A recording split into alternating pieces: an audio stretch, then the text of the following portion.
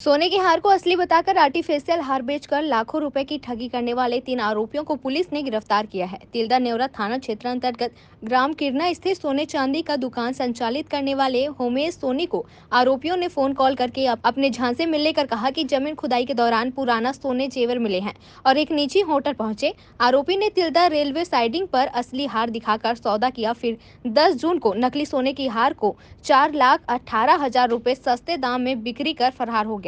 संचालक की शिकायत पर एंटी क्राइम और साइबर यूनिट टीम की मदद से आरोपियों को गिरफ्तार किया गया है।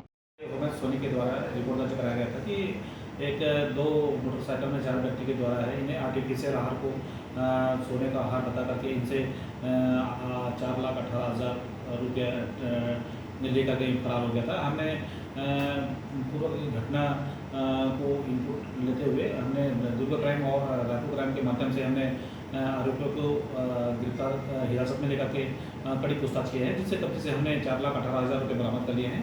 आरोपी के सोलंकी के द्वारा इन्होंने उड़ीसा, कटक, भिलाई, दुर्ग में, रायपुर में भी इसी तरीके से घटना को अंजाम दिया था।